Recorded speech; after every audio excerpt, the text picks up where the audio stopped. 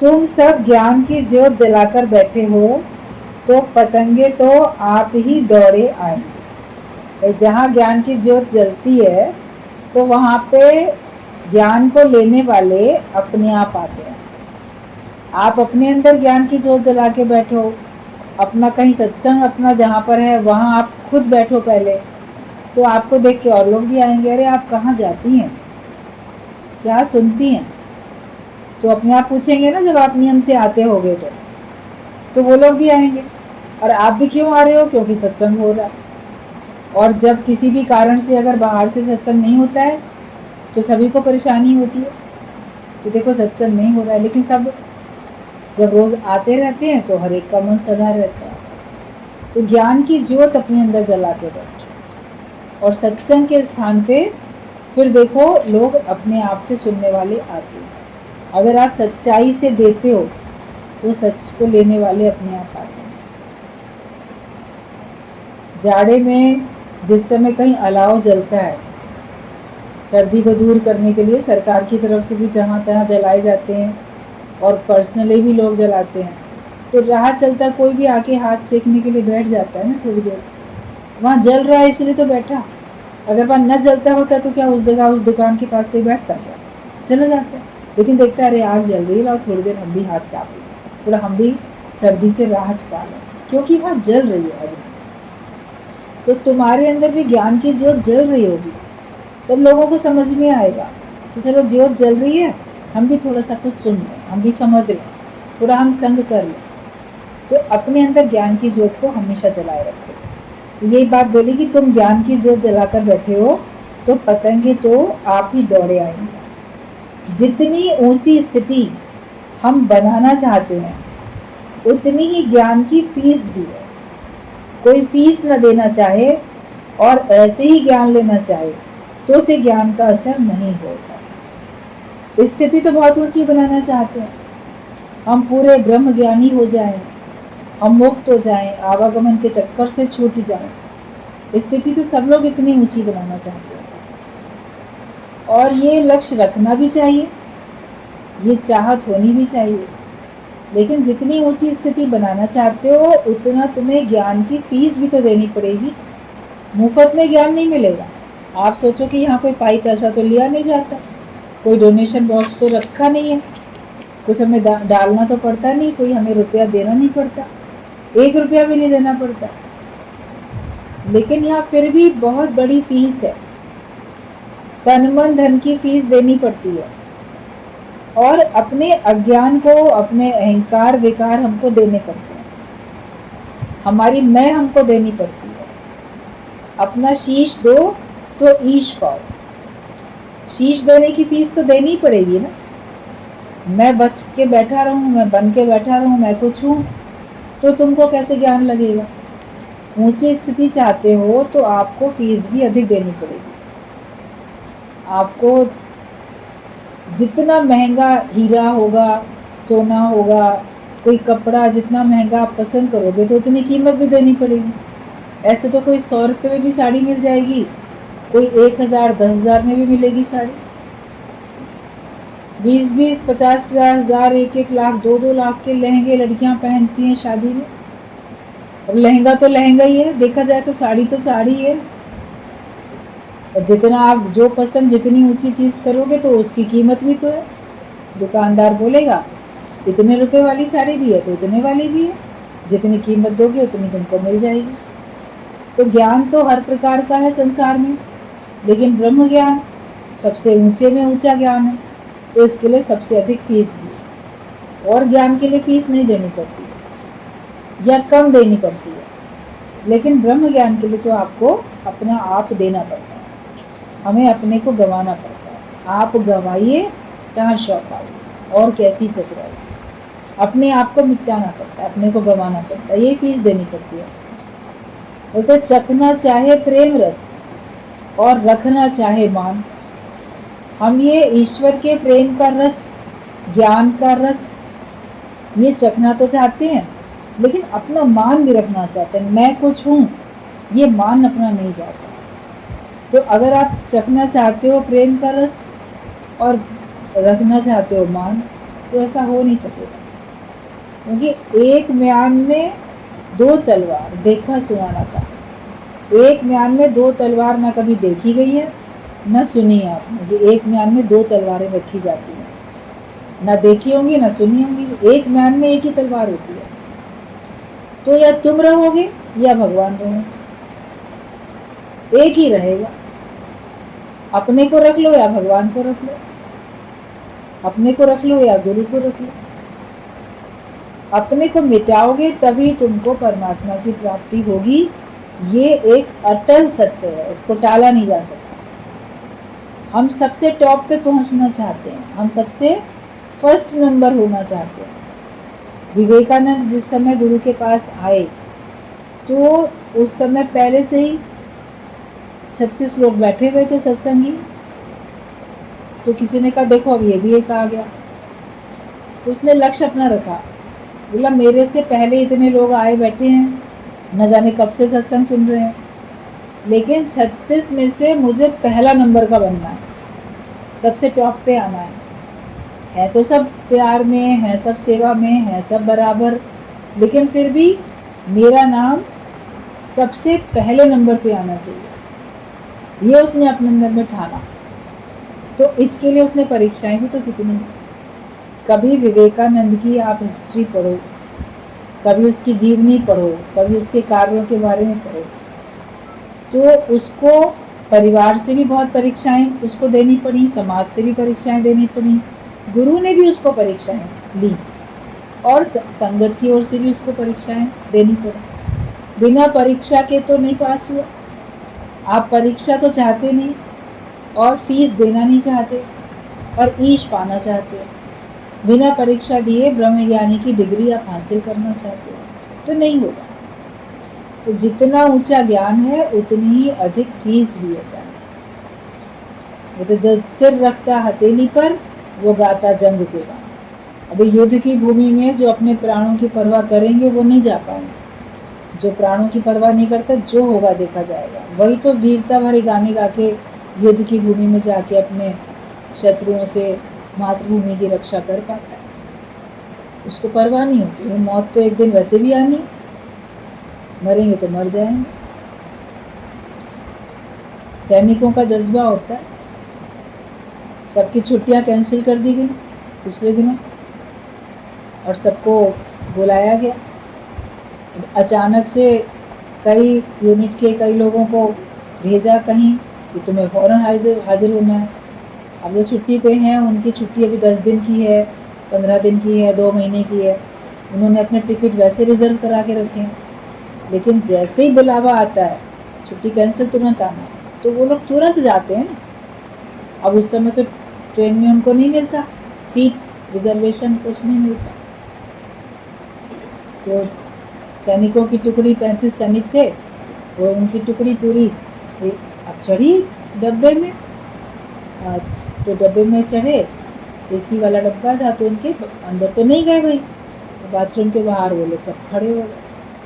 अब उसमें उनको टीटी करने लगा बदतमीजी कि तुम जाओ उधर, उधर जाओ, जनरल डब्बे में जाओ, तुम लोग ऐसा करो। तो यात्रियों ने उसको डांटा कि ये लोग भूमि की, देश की रक्षा करने के लिए छुट्टी कैंसिल जा रहे, तो तुम दुर्व्यवहार क्यों कर रहे हो उनके साथ।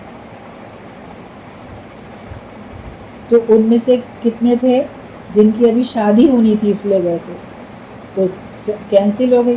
तो 2 लोग ऐसे थे, 3 जिनकी अभी शादियां होनी थी मगर तुरंत आए। तो उन्होंने कहा कि यात्रियों ने सब शिकायत कर दी, आखिरकार उनको सबको सीट देनी पड़ी उनको। उन्होंने कहा कि शादी तो फिर भी होती रहेगी, मातृभूमि की रक्षा करने का अवसर कहाँ मिलता है। ये थी बात कि नहीं कोई बात नहीं, अब आएंगे जीवित लौट के तो होएगी शादी, नहीं आएंगे नहीं होएगी। तो जो ऐसा बहादुरी का रखता है भाव, वही तो जंग के गीत गा सकता है। गुरु जी बोलते थे तुम लोग भी ऐसे जय जवान बनो ना, जय किसान जय जवान वाले। तुम भी चल रहे नौजवान बोलते थे कि तुम भी अपना इस ज्ञान की राह में जो होगा देखा जाएगा, अपने सारे सुखों की तिलांजलि दे सके। ये फीस देना होता है कि जो होगा देखा जाएगा। मृत्यु तो वैसे भी आनी होती है, यूँ नहीं आएगी क्या मृत्यु? सेना में जाएंगे तभी आएगी, वैसे भी तो लोग जा ही रहे हैं। तो कष्ट जो आने हैं वैसे भी आ ही रहे हैं, लेकिन हमको उन कष्टों की परवाह ना करते हुए हमको अपने लक्ष्य पे आगे बढ़ना। तो ज्ञान अगर ऊंचा चाहते हैं तो हमको फीस भी ऊंची देनी पड़ेगी। अपना मान रखना चाहोगे तो आप ज्ञानी नहीं बन सकते। तो जितनी ऊंची स्थिति हम बनाना चाहते हैं उतनी ज्ञान की फीस भी है। कोई फीस ना देना चाहे और ऐसे ही ज्ञान लेना चाहे तो उसे ज्ञान का असर नहीं होगा। ज्ञान सुन लेगा, लिख लेगा, सुना लेगा, लेकिन उसके जीवन में नहीं उतरेगा ना, फिर ज्ञान का असर तो हुआ ही नहीं। आपने दवाई खाई, दवाई का असर हुआ ही नहीं, बीमारी ज्यों की त्यों बनी हुई है। तो अज्ञानता का रोग तुम्हारा ज्यों का त्यों बना हुआ है। तो जब फीस दे दोगे मतलब सब कुछ भगवान का समझोगे, मेरा कुछ नहीं, सब कुछ भगवान तुम्हारा, मैं भी तुम्हारा और मैं देह से मैं हूँ ही। ये फीस जब हम दे देंगे तो फिर हमको ज्ञान लगेगा। हर वक्त अपने से पूछें कि हमें क्या चाहिए, संसार का सुख या ब्रह्म आनंद? क्या चाहिए हमें, ये हमको हर वक्त अपने से पूछना कि तुम्हें संसार का सुख चाहिए या तुमको ब्रह्म आनंद चाहिए। कहते ब्रह्म आनंद समान ना होए कोई, ब्रह्म आनंद के समान कोई दूसरा आनंद हो नहीं सकता।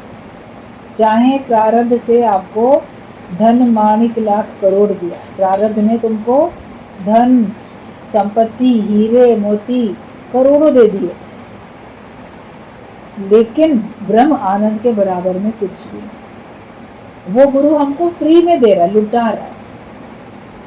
राम नाम की लूट है, लूट सके तो लूट। तो कहते अंतकाल पछताएगा जब प्राण जाएंगे छूट। तो गुरु तो ज्ञान का खजाना लुटा रहा है और लूट लो तुमको जितना जी चाहे, जितना आप ज्ञान पक्का कर लो आपके ऊपर है। गुरु तो फ्री में ही दे रहा है, लेकिन हमें अपने अंदर से सब कुछ भगवान का समझना पड़ेगा। रहेगा तुम्हारे ही पास, तुम्हारा तन भी तुम्हारे घर में रहेगा, तुम्हारा मन भी तुम्हारे पास रहेगा, तुम्हारा धन भी तुम्हारे पास रहेगा, लेकिन समझना उसको पड़ेगा भगवान। घर परिवार सब भगवान का, ये फीस हमको देनी पड़ेगी। अपने से पूछो संसार के सुख चाहिए या ब्रह्म आनंद चाहिए, क्या चाहिए? ऐसा ना हो कि दुविधा में दोनों गए, माया मिली न राम। आप सोचो कि माया मिल जाए, अच्छा माया नहीं तो भगवान मिल जाए, अच्छा भगवान नहीं माया मिल जाए, तो दुविधा में तो दोनों गए, माया मिली न राम। ना माया मिलेगी न भगवान मिलेंगे, तुम सोचते ही रह जाओगे, मैं इधर जाऊं कि उधर जाऊं, तो बड़ी मुश्किल में हूं, तो मैं किधर जाऊं, तो बीच में ही खड़े रह जाओगे। कोई तो एक मार्ग चुनो। दुविधा जब होती है, पहले ये काम करें कि वो काम करें, घर में भी मान लो तो टाइम तो चला जाता है ना, 15 मिनट सोचने में, बहुत सारा काम है, पहले ये यहाँ से शुरू करूँ कि वहाँ से शुरू करूँ, तो उसमें सोचने में आपका बहुत सारा समय चला गया, आयु चली जाती है पूरी। भगवान की तरफ जाएं कि माया की तरफ जाएं, माया के सुख ले लें कि ज्ञान का सुख ले लें, सोच विचार करने में आयु ही चली जाती है। लेकिन तुम्हें निर्णय खुद लेना पड़ेगा। माया के बनना चाहते हो, माया के सुख चाहते हो, तो माया में तो थे ही, बैठे ही थे पहले से। उसमें जिन्होंने अपना जीवन दिया उनको क्या तृप्ति आई, उनका इंटरव्यू ले लो, उनसे पूछो, वो बोलेंगे हमें कोई तृप्ति नहीं आई, माया में संतुष्टि मिलती नहीं है। लेकिन जब आप ज्ञान में आते हो तब आपको अपने अंदर में सेटिस्फेक्शन मिलता है। पहले मन कितना परेशान करता था, कितना मन हर एक का तंग करता था, आप मन के अब मास्टर बन जाते हो, आपको मन तंग करना बंद कर देता है, आपके अंदर कॉन्फिडेंस आता है, आपके अंदर शक्ति आ जाती है मुकाबला करने की, परिस्थितियों का मुकाबला करने की आपके अंदर शक्ति आ जाती है। तो ये सब कैसे सत्संग में आके संभव हुआ, गुरु का संग करने से संभव हुआ कि हमको कितनी सारी अंदर में शक्ति का अनुभव हो गया। तो दुविधा नहीं करो, इधर जाएंगे उधर जाए, जो राह एक बार चुन ली, सत्संग का रास्ता चुना, तो सत्संग के रास्ते पे चलो। एक कोटेशन आती थी, बोलते थे सत्संग में, इंग्लिश की, तो उसका हिंदी में मीनिंग होता था कि ज्ञान के मार्ग में तुम्हें सारी जिंदगी असंतोष भी हो तो भी तुम इस मार्ग को नहीं छोड़ना, बजाय इसके कि माया में तुम संतुष्टि ढूंढो। सत्संग में आ रहे हैं, मन नहीं लग रहा है, सत्संग में आ रहे हैं ना, कुछ हासिल नहीं हो रहा, यहाँ तो हम और भी उलझ गए, यहाँ तो हम और भी परेशान हो गए, हम नहीं आएंगे। हम सुख है माया में ढूंढ लेंगे, हमारे घर में सुख है, हमारे संसार में सुख है, पैसे में सुख है, माया में सुख है, परिवार में सुख है। तो हम अपने मन को सुखी करने के लिए, अपने मन को संतुष्ट करने के लिए हम माया में चले जाते हैं। लेकिन कहा कि ये ज़्यादा बेहतर है इस मार्ग में सारी ज़िंदगी डिससेटिस्फाइड होके मर जाना, बजाय इसके कि सेटिस्फेक्शन माया में ढूंढ लेना और वहाँ सेटिस्फाइड होकर रहना। गुरुजी बोलते थे माया में तो सुअर भी सुखी है, उसको तो कहीं अपनी आजीविका के लिए कुछ ढूंढने जाना भी नहीं पड़ता, अपना दाना पानी चिड़ियों को दाने के लिए ढूंढना पड़ता है, कुत्ते को गाय के लिए रोटी के लिए घास के लिए ढूंढना पड़ता है। सुअर तो गंदगी के जहाँ ढेर होते हैं वहीं बैठे रहते हैं, जमादार लोग ला ला के उनको वहीं देते जाते हैं, टोकरे भर भर के गंदगी वहीं दे देते हैं कि लोग खाओ। तो सुअर तो सबसे ज़्यादा संतुष्ट देखा जाएगा ना माया में, वहीं उसकी सुअरी है, वहीं उसके बच्चे हैं और वहीं उसका खाने पीने का साधन, उसे कहीं कुछ जाना ही नहीं। बोले माया में अगर तुम संतुष्टि ढूंढते हो तो तुम्हारी स्थिति में और सुअर की स्थिति में कोई अंतर नहीं। सुअर की तरह से माया में संतुष्ट रहने से अच्छा है ज्ञान के मार्ग में सारी जिंदगी परेशान रहो, अरे ज्ञान नहीं मिल रहा है, मन नहीं हो रहा है, निश्चय नहीं हो रहा, आनंद नहीं आ रहा। मान लो ऐसा हो भी रहा है, लेकिन लगे तो रहोगे ना इसी मार्ग में, तब तो तुमको आखिरकार जाके पूर्णता का अनुभव हो ही पाएगा। एक जन्म की बात नहीं होती, जन्म जन्म की बात होती है। लेकिन हम अपने पुरुषार्थ से, तीव्र लगन से अपने इस जन्म को अपना अंतिम जन्म बना सकते। नहीं बनाएंगे तो फिर से चक्कर, न जाने कितने चक्कर लगाए, न जाने कितने लगाओगे लापरवाही में। इसीलिए बोला गया कि तुम संतुष्टि माया में मत ढूंढो, आप संतुष्टि अपने में ढूंढो, ज्ञान में ढूंढो। जो सुख पायो मैं राम भजन में, सो सुख नाही अमीरी में। इस लाइन को पक्का करो, अमीरी में बड़ा सुख है, उसमें कोई सुख नहीं है, दूर के ढोल सुहावने हैं। जब तक तुमको तुम्हारे पास अमीरी नहीं है तभी तक तुमको लग रहा है, लेकिन उसके बाद तुमको लगेगा ये तो और बंधन है, इसमें तो और झंझट है। हमको अपने अंदर संतुष्ट होके रहना है, अपने स्वयं में, परमात्मा में सुख ढूंढो, ना कि माया में। और जो एक बार मेहनत करके अपने स्वयं में सुख ढूंढ लेता है, उसके बाद उसको माया का भी सुख मिलता ही है। आधार हम भगवान का लें, आधार हम अपना लें, हम माया का ना लें। माया मिलने पे तो सभी सुखी हो जाते हैं, लेकिन जो सच्चे संत होते हैं वो माया के मिलने में नहीं, माया के त्याग में सुखी होते हैं, वो परमात्मा के मिलने में सुखी होते हैं। इसीलिए वो महान पद को प्राप्त करते हैं। एक राजा टहलते हुए जा रहे थे, सामने से एक संत आ रहे थे, तो राजा ने संत को देख के हाथ जोड़ के सर झुका के नमस्कार किया। तो संत ने भी राजा को देख के नमस्कार के जवाब में हाथ जोड़ के सर झुका के राजा को नमस्कार किया, और उसके बाद दोबारा भी राजा को नमस्कार किया, 2 बार नमस्कार किया। राजा हैरान हो, बोले अरे आपने हमें 2 बार झुक के क्यों नमस्कार किया?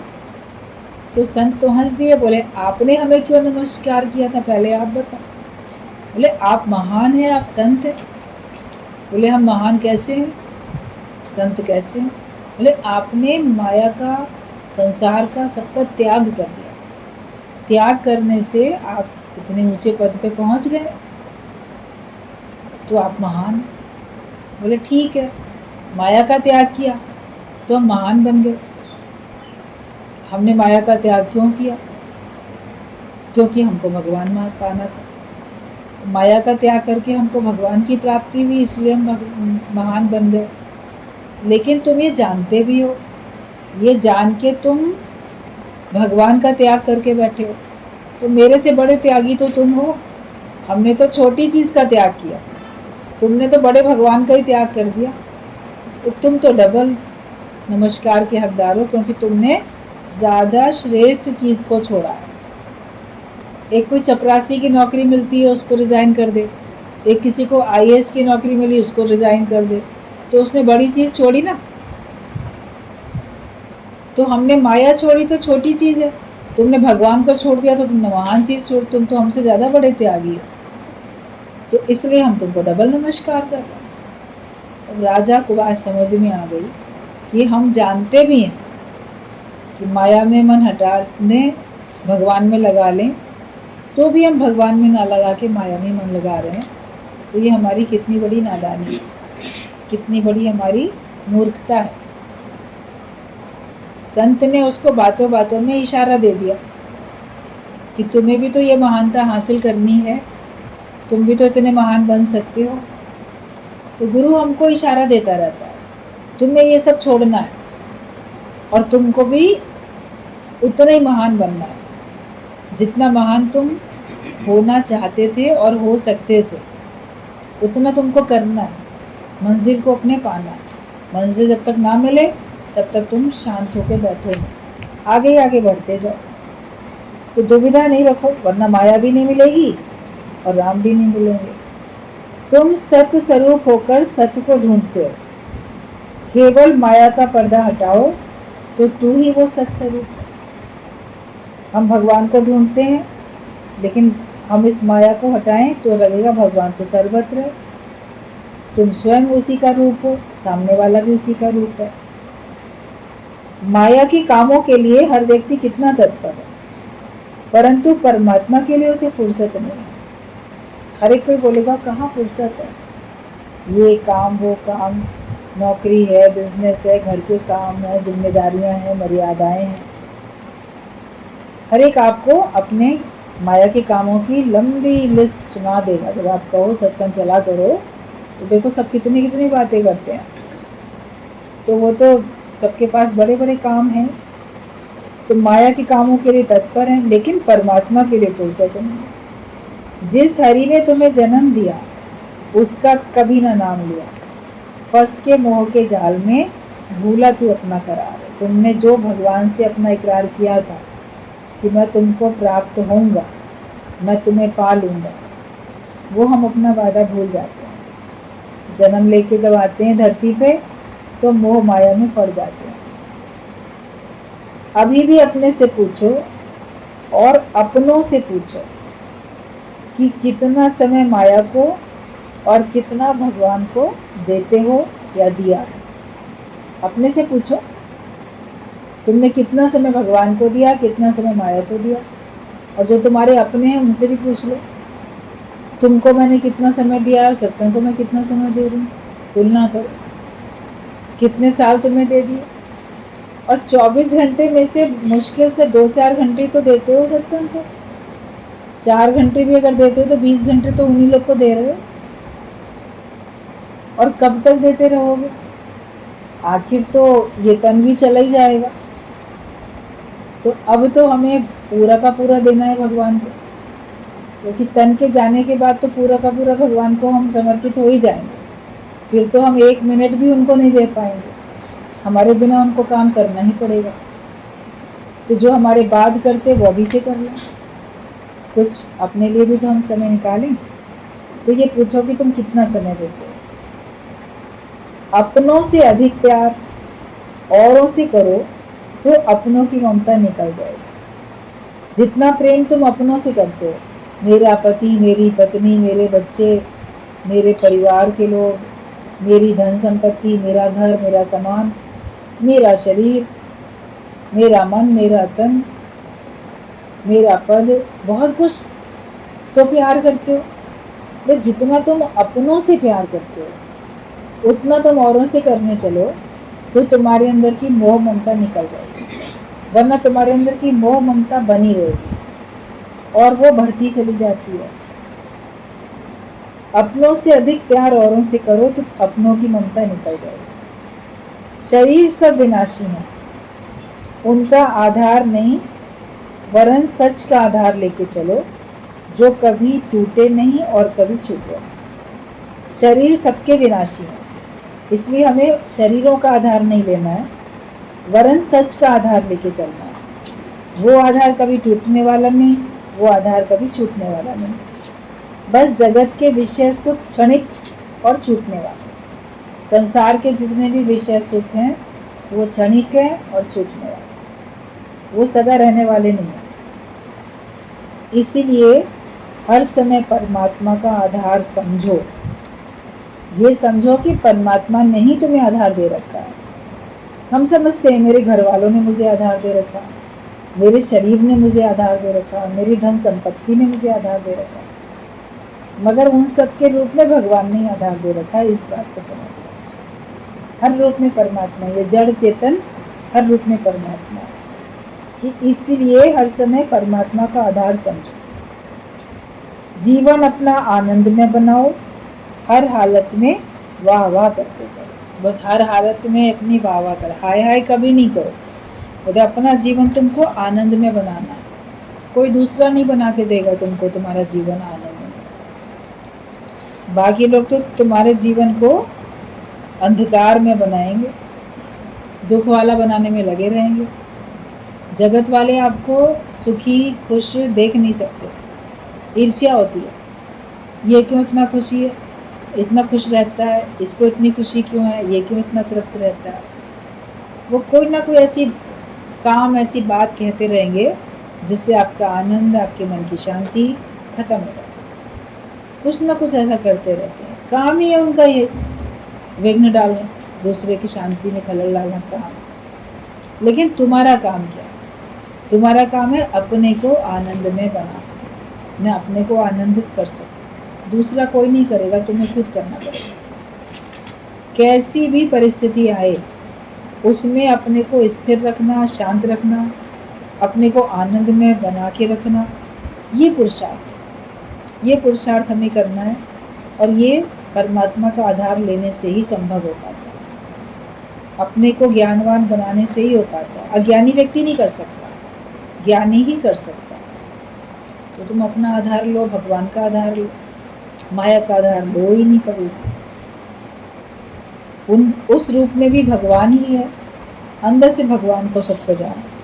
तो जीवन अपना आनंद में बनाओ, और आनंद में बनाने के लिए एक ही बात है कि हर हालत में वाह वाह करते चलो, हाय हाय कभी नहीं करो, शिकवा शिकायत कभी भी नहीं। हमेशा हमको शुक्राने ही शुक्राने में रहना है, वाह वाह करनी है। ये भी बहुत अच्छा, ये भी बहुत अच्छा। हर बात में बोलो अरे वाह बहुत अच्छा।